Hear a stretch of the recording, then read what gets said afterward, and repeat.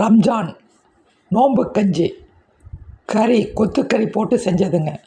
ஒரு குக்கரில் 1 ஸ்பூன் நெய், 1 ஸ்பூன் எண்ணெய், பட்டை, கிராம்பு, ஏலக்காய், பச்சை மிளகாய் லைட்டாக வணக்குங்க. இதோட பூண்டு சேர்த்துங்க. அப்புறம் நீல வாக்கில் நறுக்கிய வெங்காயத்தை சேர்த்துங்க. சின்ன வெங்காயத்தை ஒரு மிக்சியில் ஒரு சுற்றி கொண்டாந்து சேர்த்திக்கிங்க. நல்லா வணக்குங்க.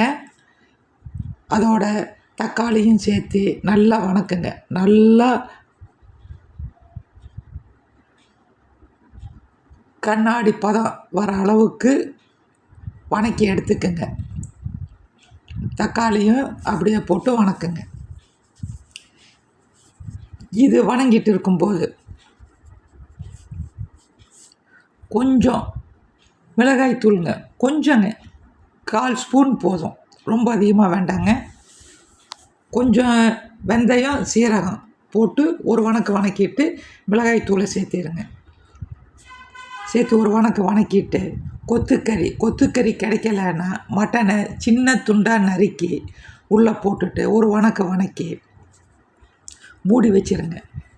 இந்த தண்ணியிலையே கொத்துக்கறி மற்றதெல்லாம் நல்லா வெந்துடும். சரிங்களா? அதுக்கு முன்னால் மல்லி புதினாவையும் சேர்த்திருங்க. சரிங்களா? மல்லி புதினாவை சேர்த்திட்டு அதுக்கப்புறம் மட்டனை போட்டுக்கலாம். இது வெந்த உடனே 1 டம்ளர் தண்ணி ஊற்றி கொதிக்க விடுங்க. இதுக்கு முன்னாடி சீரகச்சம்பா குரணை, கொஞ்சம் பாசிப்பயிறு, கொஞ்சம் கடலைப்பருப்பு ஊற வச்சுருங்க. சரிங்களா? ஊற வச்சுக்குங்க. இந்த அளவு ஒரு 4 பேர்த்துக்கு சரியாக இருக்குங்க. சரிங்களா? அரிசி ரொம்ப அதிகமாக போட வேண்டாம். ஒரு 50 கிராம் அல்லது 100 கிராம் அரிசி போதும்.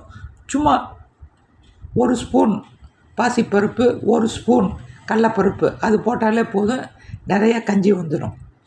சரிங்களா?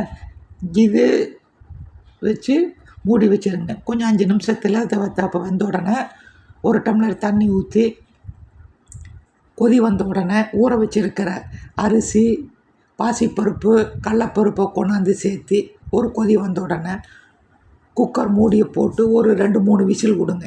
நல்ல குழையிற மாதிரி 2-3 விசில் விட்டு எடுத்துருங்க. எடுத்துட்டு ஒரு கலக்கிட்டு தண்ணி பத்தாது, இன்னொரு டம்ளர் தண்ணி ஊற்றி கொதிக்க விடுங்க. கொதிக்கும்போது 2 துண்டு தேங்காயை துருவிட்டு வந்து சேர்த்துங்க. பாருங்கள், கொலன்னு இருக்குது. 1 டம்ளர் தண்ணி, 2 டம்ளர் தண்ணி, உங்களுக்கு எவ்வளோ கஞ்சி வேணுமோ அவ்வளோ தண்ணி ஊற்றிட்டு கொதிக்க விடுங்க.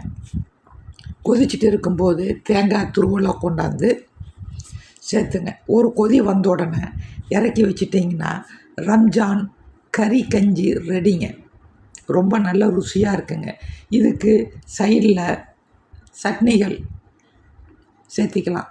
நம்ம சேனலில் வந்த புதினா சட்னி, தட்டைப்பயிறு சட்னி, கேரட்டு சட்னி ரொம்ப நல்லா இருக்குது. அந்த காம்பினேஷன் கொஞ்சம் சப்ஸ்கிரைப் பண்ணி கொடுங்க ப்ளீஸ்.